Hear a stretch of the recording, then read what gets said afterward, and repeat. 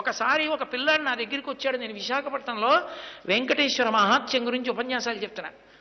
నేను వేదిక దిగి ఇంటికి వెళ్ళిపోతుంటే నా కభాలన కాళ్ళ మీద పడి ఒకే ఒక్క క్షణం మీతో మాట్లాడచ్చా అన్నాడు. నాకు అతని ముఖం చూసి అతను ఏదో చాలా ఉత్కంఠతో ఉన్నాడని, ఏం కావాలన్నాను. మీరు చెప్పినంత నమ్మకంతో నిలబడితే వెంకటేశ్వరుడు పిలుస్తాడా దర్శనానికి అన్నాడు. నేను హామీ, ఖచ్చితంగా పిలుస్తాడన్నాడు. నేను మీరు చెప్పినట్టు బతికి చూస్తానన్నాడు.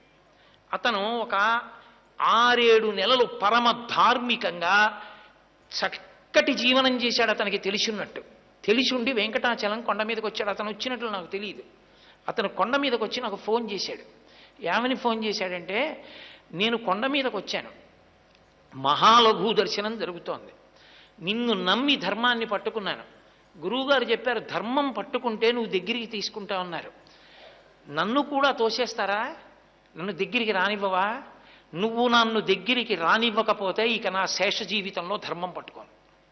నువ్వు నన్ను ఇవాళ దగ్గరికి తీసుకుంటే నా ఆఖరి ఊపిరి వరకు ధర్మం వదలను, నీ ఇష్టం అనుకున్నానండి.